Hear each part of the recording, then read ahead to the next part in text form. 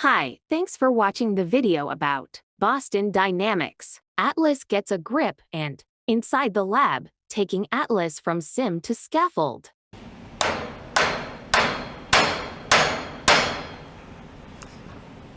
Forgot my tools again.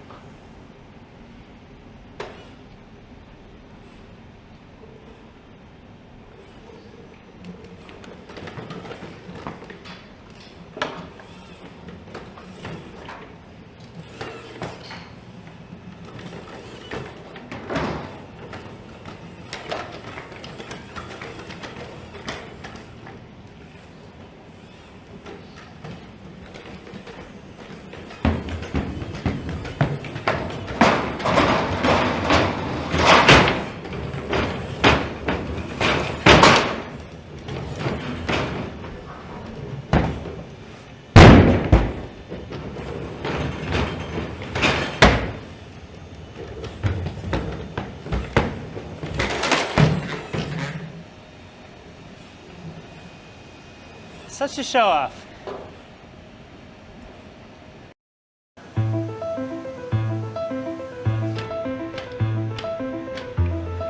This video should in many ways look familiar to those who've seen our videos in the past. But it's meant to communicate an expansion of the research that we're doing on Atlas. So we're not just thinking about how to make the robot move dynamically through its environment like we did in parkour and dance.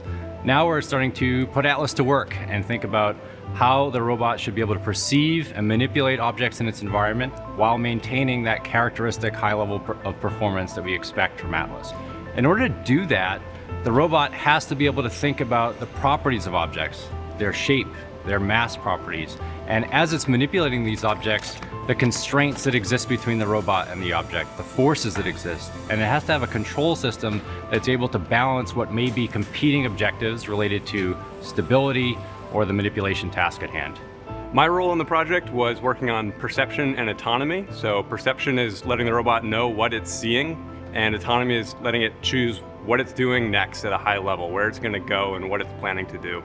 It's all software, so we're writing code that runs onboard Atlas, and it's got computers on board that are processing the camera data so that it can see the objects in front of it. In this video, we're doing a lot of object manipulation, lifting this piece of wood, placing it down, lifting up the tool bag, and eventually jumping and trying to throw it precisely up onto the top platform. So Atlas has a couple of cameras that we use to see the world around it, and they work not entirely unlike a human eyeballs.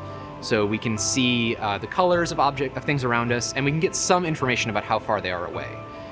We use that to build models of the environment. So we might know that we're going to be running over a sequence of boxes, and so we see some box-like shapes out in front of us. We decide, oh, those are probably boxes, and we go and we decide to run on top of each of those boxes. And that works really well when the environment looks something like what we're expecting. The Atlas perception system works with the cameras that are in the head. It has a color camera, and it has another camera called a depth camera. So this uses photons, time of flight, to measure the distances to everything that it can see. We basically are looking for shapes in the environment and other features in the environment that Atlas can use to identify key objects of interest. So I was going to put it down. And then the next thing it's going to go do is go look for the bag. So it's been told the bag is somewhere over here, and now it's got to turn. And right after that turn, the bag is now in the view out here in the distance. And so it's going to start estimating the pose of the bag.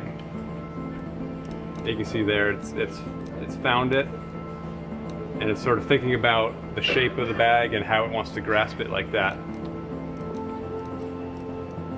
And then it comes in,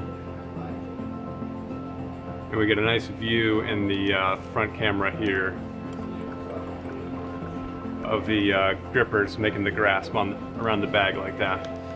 So the way that we approach this problem is a technique called model predictive control. And the idea is that the robot's control system should be able to think about how its motion is going to evolve in time in a way that respects the physical laws of our universe. So for example, if you're imagining the robot's holding a heavy object while trying to run or pushing something that weighs on the order of its body mass across the room, carefully considering the forces that exist between the robot and the object and how that might or might not tip the robot over, for example, is really important to success.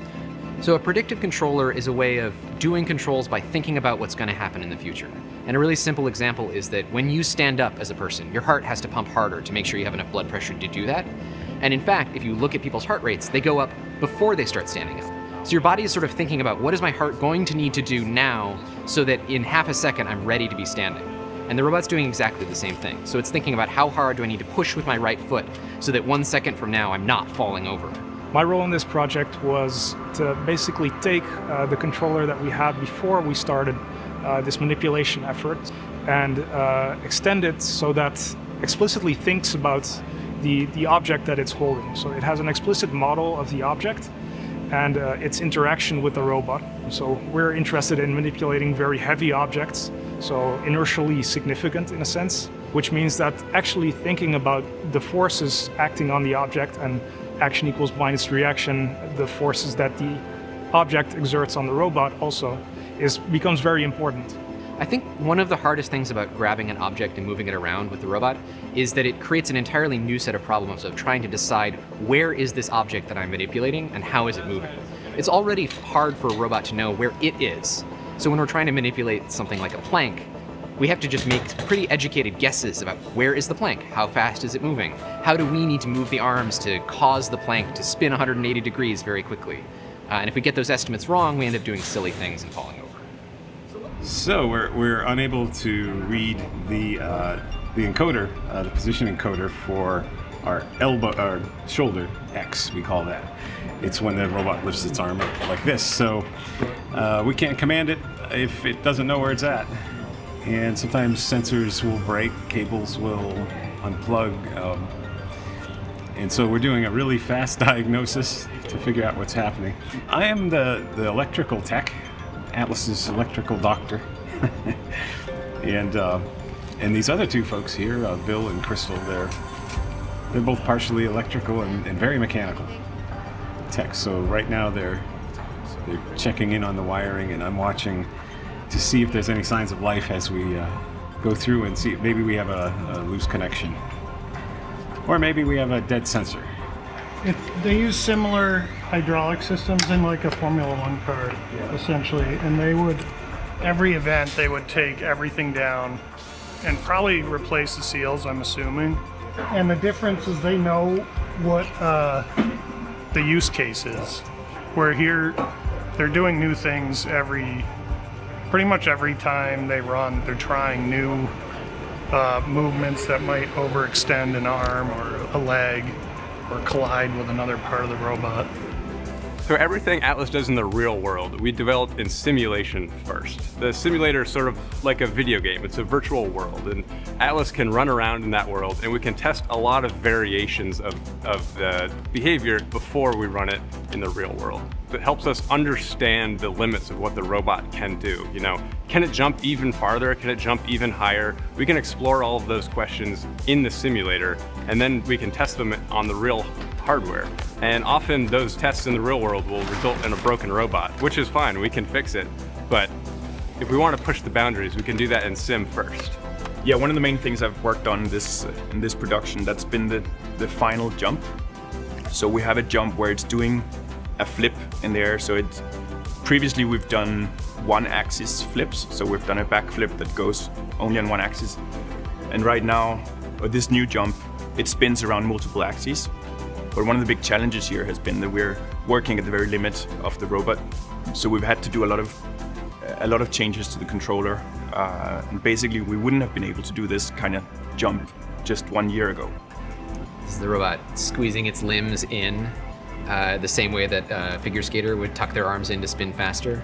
So it's actually trying to become as small as possible to spin really, really fast to get all the way around. So the move you're seeing at the end we refer to internally as the sick trick. That's kind of our code name for it. I hope the world thinks it's as sick as we do. It's a flip with a bunch of spins. I think it's something like an inverted 540. The robot is starting facing out, and then it spins, and when it lands, it's facing back at its takeoff box. It was a very cool move, and it took a lot of work to get that to land cleanly.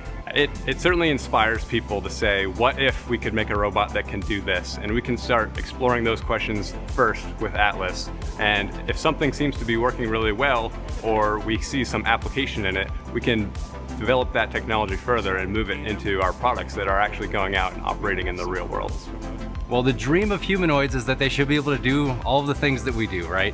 A humanoid robot will be well suited for applications like manufacturing, factory work, construction, where a humanoid form factor actually fits very well with its bimanual nature, its ability to stand upright, move heavy things around, and work in spaces that were traditionally designed for humans to do work in.